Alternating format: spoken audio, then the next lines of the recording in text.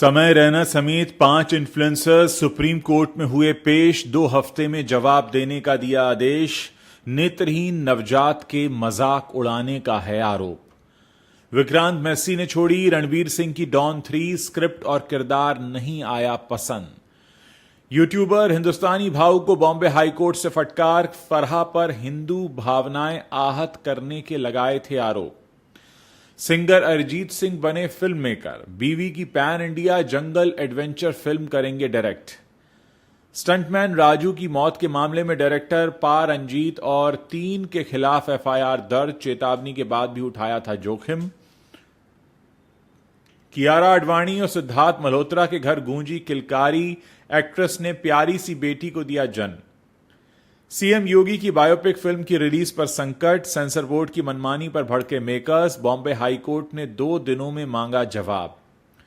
कोई 5 साल तक मूर्ख नहीं बना सकता। क्रिकेटर यश दयाल को यौन उत्पीड़न मामले में मिली बड़ी राहत। हाईकोर्ट ने गिरफ्तारी पर लगाई रोक।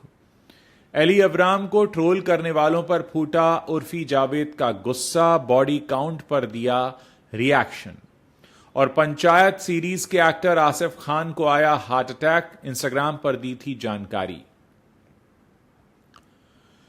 नमस्कार दोस्तों, आपने देखना शुरू कर दिया है बॉलीवुड टॉप 10 हेडलाइंस। अब इन खबरों को हम आपके सामने विस्तार से रखने जा रहे हैं। आज खबरों में बहुत कुछ ऐसा है जो इंटरेस्टिंग है।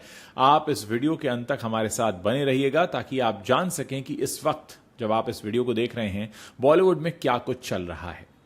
दिव्यांग और दुर्लभ बीमारी स्पाइनल मस्कुलर एट्रोफी से पीड़ित लोगों का मजाक उड़ाने के मामले में यूट्यूबर समय रैना समेत 5 सोशल मीडिया इन्फ्लुएंसर मंगलवार को सुप्रीम कोर्ट में पेश हुए। जस्टिस सूर्यकांत और जस्टिस जॉय माल्या बागची की पीठ ने सोशल मीडिया इन्फ्लुएंसर्स को अपना जवाब दाखिल करने का निर्देश दिया। साथ ही पीठ ने अगली सुनवाई में भी उनको अदालत में पेश होने को कहा है। हालांकि सुप्रीम कोर्ट ने कुछ शारीरिक कारणों से सोनाली ठक्कर को पेशी से छूट दे दी और उन्हें वर्चुअल सुनवाई में पेश होने का निर्देश दिया। आपको बता दें कि इस मामले में समय रैना, विपुल गोयल, बलराज सिंह घई, सोनाली ठक्कर और सोनाली आदित्य देसाई और निशान तंवर की कोर्ट में पेशी हुई है। इन सभी पर आरोप है कि इन्होंने शो में दुर्लभ बीमारी से पीड़ित लोगों का मजाक उड़ाया जिससे समाज में गलत संदेश गया। सभी सोशल मीडिया इन्फ्लुएंसर्स को 2 हफ्तों के भीतर अपना जवाब दाखिल करना होगा और जवाब दाखिल करने के लिए 2 हफ्ते से ज्यादा का समय नहीं दिया जाएगा। सुप्रीम कोर्ट ने केंद्र की तरफ से अटॉर्नी जनरल आर वेंकटरमणी को सुनवाई में शामिल होने को कहा है। साथ ही सोशल मीडिया दिशा निर्देश तैयार करने में भी मदद करने को कहा है। फरहान अख्तर के डायरेक्शन में बन रही फिल्म डॉन 3 का इंतजार पूरा देश कर रहा है। इस फिल्म में रणवीर सिंह डॉन बने नजर आने वाले हैं। वहीं विक्रांत मैसी को लेकर खबर यह थी कि वो सबसे बड़े विलेन के किरदार में नजर आएंगे, लेकिन अब इस फिल्म को लेकर एक बड़ी खबर सामने आ गई है। रिपोर्ट्स के मुताबिक विक्रांत ने खुद को इस प्रोजेक्ट से बाहर कर लिया है। मतलब अब वो फरहान अख्तर की डॉन 3 का हिस्सा नहीं होंगे। फरहान अख्तर की फिल्म में विक्रांत के स्मार्ट चालाक स्कैमर का किरदार निभाने वाले थे। इस किरदार के लिए उन्हें मुश्किल ट्रेनिंग से गुजरना था जो वो करने भी वाले थे, लेकिन अब विक्रांत मैसी ने फिल्म छोड़ दी है। सूत्रों के मुताबिक विक्रांत को अपने किरदार में गहराई की कमी महसूस हुई। विक्रांत के मुताबिक ये किरदार उनके हिसाब से उतना गहराई वाला नहीं है। डॉन 3 के साथ ये पहला मौका नहीं है जब किसी स्टार का हटना मेकर्स के लिए चुनौती बन गया हो। इससे पहले कियारा आडवाणी ने अपनी प्रेगनेंसी के चलते ये फिल्म छोड़ दी थी। इसके बाद उनकी जगह कृति सेनन को लिया गया। अब विक्रांत का नाम हटने से एक बार फिर फिल्म की कास्टिंग में बदलाव किया जा सकता है। विक्रांत की जगह विजय देवरकोंडा और आदित्य रॉय कपूर जैसे एक्टर से बात चल रही है, लेकिन फिलहाल इस किरदार को लेकर कुछ भी फाइनल नहीं हुआ है। बॉम्बे हाईकोर्ट ने मंगलवार को सोशल मीडिया इन्फ्लुएंसर विकास फाटक उर्फ हिंदुस्तानी भाऊ की याचिका पर सुनवाई की। बिग बॉस 13 के कंटेस्टेंट भाऊ ने बॉलीवुड फिल्म मेकर फराह खान के खिलाफ एफआईआर दर्ज करने की मांग की थी। आरोप यह था कि फराह ने होली छपरी लोगों का त्योहार ऐसा कहा था जिससे हिंदुओं की भावना आहत हुई। जस्टिस रविंद्र घोगे और जस्टिस गौतम अक्खड़ की बेंच ने हिंदुस्तानी भाव की याचिका पर सुनवाई की। कोर्ट ने भाव से पूछा कि उन्हें फराह खान के बयान से इतनी ठेस क्यों पहुंची। सुनवाई के दौरान जस्टिस रविंद्र घोगे ने कहा, आप इतने आहत क्यों हैं? इतना संवेदनशील होना बंद कीजिए। हमारे पास 200 से ज्यादा मामले लिस्टेड हैं और आप ऐसे मामलों को अदालत में लाते हैं किस लिए? पब्लिसिटी के लिए, अपना नाम हेडलाइंस में लाने के लिए। ऐसे मामलों को अदालत में आप लाते ही क्यों हैं? फराह खान ने यह शब्द छपरी को कहा, लेकिन आप छपरी नहीं बल्कि एक जेंटलमैन हैं, तो आपको इतनी तकलीफ क्यों हो रही है भाई? National award winner singer Arijit अब फिल्म मेकर बनने जा रहे हैं। वो फिल्म डायरेक्शन के डेब्यू के लिए तैयार हैं। अरिजीत सिंह एक पैन इंडिया जंगल एडवेंचर फिल्म डायरेक्ट करने जा रहे हैं। इस फिल्म को अरिजीत न सिर्फ डायरेक्ट करेंगे बल्कि उन्होंने अपनी पत्नी कोयल सिंह के साथ मिलकर इसे लिखा भी है। अरिजीत के डायरेक्शन वाली इस फिल्म को महावीर जैन प्रोड्यूस करेंगे। इंडिया टुडे ने सूत्रों के हवाले से लिखा है कि अरिजीत सिंह एक अनोखी जंगल एडवेंचर फिल्म का डायरेक्शन करने के लिए पूरी तरह तैयार हैं। महावीर जैन इसके प्रोड्यूसर हैं और इस प्रोजेक्ट को लेकर वो बेहद एक्साइटेड भी हैं। वो पूरी कोशिश कर रहे हैं कि फिल्म पूरे भारत के दर्शकों को पसंद आए। अरिजीत सिंह के डायरेक्शन वाली पैन इंडिया फिल्म में कौन कौन से एक्टर्स होंगे ये अभी तय नहीं है। फिल्म की कास्टिंग और प्री प्रोडक्शन का काम अभी चल रहा है। रिपोर्ट में लिखा है कि कास्टिंग और तैयारी चल रही है। टीम कास्टिंग और टाइटल तय होते ही इसकी अनाउंसमेंट की प्लानिंग भी की जाएगी।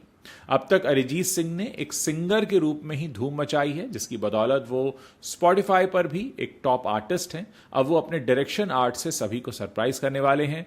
महावीर जैन फिल्म्स के साथ साथ आलोक द्युति फिल्म्स भी इस फिल्म के प्रोड्यूसर हैं। वहीं गॉड ब्लेस एंटरटेनमेंट इस फिल्म को को प्रोड्यूस कर रही है। अरिजीत सिंह की पैन इंडिया फिल्म के अलावा महावीर जैन फिल्म्स कार्तिक आर्यन की नागजुला और विक्रांत मैसी की वाइट को भी प्रोड्यूस कर रही है। स्टंटमैन मोहन राज, जिन्हें प्यार से राजू कहा जाता था, उनकी फिल्म के सेट पर एक कार दुर्घटना होने की वजह से उनकी मौत हो गई। इसके बाद फिल्म निर्देशक पा रंजीत, स्टंट एक्टर विनोद नीलम प्रोडक्शंस के राजकमल और वाहन मालिक प्रभाकरण के खिलाफ कानूनी मामला दर्ज कर लिया गया है। यह कार्रवाई बीएनएस अधिनियम की धारा 289, 125 और 1061 के तहत की गई है। यह घटनाक्रम पा रंजीत के सोशल मीडिया पर शोक संदेश के साथ ही सामने आया, जिसमें उन्होंने स्टंटमैन मोहन के निधन पर शोक जताते हुए उन्हें प्रतिभाशाली बताया। राजू की मौत वेटुवम के सेट पर हुई, जिसमें विशाल भी लीड रोल में थे। यह दुर्घटना 13 जुलाई को उस समय हुई जब राजू एक कार स्टंट कर रहे थे। बाद में एक इंटरव्यू में विशाल ने बताया कि राजू को यह घातक स्टंट न करने की सलाह दी गई थी, लेकिन उन्होंने चेतावनी को नजरअंदाज किया। इस मामले में जिन लोगों के नाम एफआईआर है उनमें नीलम प्रोडक्शन से जुड़े राजकमल और वाहन मालिक प्रभाकरण शामिल हैं। इन लोगों का नाम प्रोडक्शन गतिविधियों से संभावित जुड़ाव का संकेत देता है। फिल्म जगत में अपने योगदान के लिए जानी जाने वाली नीलम प्रोडक्शंस अब अन्य आरोपी पक्षों के साथ जांच का सामना कर रही है। कियारा आडवाणी के फैंस के लिए एक बेहद खुशखबरी आई है। कल कियारा आडवाणी और सिद्धार्थ मल्होत्रा जो हैं वो अब पेरेंट्स बन गए हैं। कियारा ने एक प्यारी सी बिटिया को जन्म दिया है। कियारा और उनकी बिटिया दोनों ठीक हैं। फैंस इस खबर को सुनने के बाद से दोनों को सोशल मीडिया पर खूब बधाई दे रहे हैं। कियारा और सिद्धार्थ कब से इस खुशखबरी का इंतजार कर रहे थे और फाइनली अब दोनों एक बिटिया के मम्मी पापा बन गए हैं। रिपोर्ट्स के मुताबिक कियारा की डिलीवरी रिलायंस अस्पताल मुंबई में हुई। फरवरी में कियारा और सिद्धार्थ ने सोशल मीडिया पर प्रेगनेंसी की अनाउंसमेंट की थी कि दोनों नई जर्नी की शुरुआत करने वाले हैं। कियारा और सिद्धार्थ की लव स्टोरी 2018 में आई फिल्म लव स्टोरीज की रैप अप पार्टी से शुरू हुई थी। इस पार्टी से दोनों के बीच एक कनेक्शन बना जो उनकी साथ में पहली फिल्म शेरशाह में नजर भी आया। दोनों ने साथ में काम किया था। फिर दोनों ने कुछ साल एक दूसरे को डेट करने के बाद फरवरी 2023 में शादी कर ली थी। उत्तर प्रदेश के मुख्यमंत्री योगी आदित्यनाथ की biopic film Ajey the untold story of a Yogi 1 अगस्त को रिलीज होने के लिए तैयार है। हालांकि फिल्म अभी तक सेंसर बोर्ड से पास नहीं हुई है। इस फिल्म के मेकर्स ने हाई कोर्ट में याचिका दायर की और कहा कि फिल्म को पास करने में देरी की जा रही है। इस मामले में अब कोर्ट ने सीबीएफसी को नोटिस जारी किया है। रिपोर्ट की माने तो न्यायमूर्ति रेवती मोहित डेरे और न्यायमूर्ति नीला गोखले ने इस मामले में नोटिस जारी किया है। सीबीएफसी के अधिकारी जो हैं वो इस मामले में वकील नियुक्त करने के लिए समय मांग रहे हैं। अब अगली सुनवाई 17 जुलाई को होगी। हाई कोर्ट ने सीबीएफसी से यह भी कहा कि कानून द्वारा जो निर्धारित समय है उस समय के भीतर सेंसर सर्टिफिकेट जारी करना जरूरी है। वो अपने इस दायित्व से पीछे नहीं हट सकते। मेकर्स ने जो याचिका दायर की है उसमें कहा गया है कि उन्होंने सबसे पहले 5 जून को प्रमाण पत्र पाने के लिए आवेदन किया था। नियम के अनुसार 7 दिनों के अंदर सेंसर बोर्ड को जांच करके आगे फिल्म को स्क्रीनिंग के लिए भेजना होता है, लेकिन 1 महीने के बाद भी इस पर कोई कार्रवाई नहीं हुई है। 3 जुलाई को मेकर्स ने फिर से प्रायोरिटी स्कीम के तहत आवेदन किया। साथ ही सीबीएफसी के अधिकारी की सलाह पर नियम के अनुसार स्टैंडर्ड फीस का 3 गुना जमा भी किया गया। 7 जुलाई को फिल्म की स्क्रीनिंग होने के लिए तय हुई थी, लेकिन 1 दिन पहले बिना कुछ बताए स्क्रीनिंग को कैंसिल कर दिया गया। इलाहाबाद हाईकोर्ट ने यौन उत्पीड़न मामले में आरोपी क्रिकेटर यश दयाल की गिरफ्तारी पर रोक लगा दी है। 27 साल के तेज गेंदबाज यश दयाल पर शादी का झांसा देकर एक महिला का 5 सालों तक शोषण करने का आरोप है। दयाल के खिलाफ 6 जुलाई को गाजियाबाद के इंदिरापुरम थाने में बीएनएस की धारा 69 के तहत एफआईआर दर्ज की गई थी। जस्टिस सिद्धार्थ वर्मा व जस्टिस अनिल कुमार की खंडपीठ ने दयाल को अगली सुनवाई तक राहत दी है। अदालत ने शोषण के संबंध में महत्वपूर्ण टिप्पणियां की। कार्रवाई के दौरान पीठ ने मौखिक रूप से कहा, आपको 1 दिन, 2 दिन, 3 दिन तक तो मूर्ख बनाया जा सकता था, लेकिन पूरे 5 साल तक नहीं। आप 5 साल के लिए रिश्ते में प्रवेश कर रहे हैं, किसी को 5 साल तक मूर्ख नहीं बनाया जा सकता। यह मामला एक महिला द्वारा दर्ज कराई गई शिकायत से जुड़ा हुआ है, जिसका दावा है कि उसकी मुलाकात लगभग 5 साल पहले यश दयाल से हुई थी। महिला के बयान के मुताबिक आरसीबी के तेज गेंदबाज यश दयाल ने उनसे शादी का वादा किया था। शिकायतकर्ता ने आरोप लगाया कि दयाल ने लगातार शादी स्थगित की। महिला को बाद में पता चला कि यश दयाल अन्य महिलाओं के साथ भी संलिप्त था।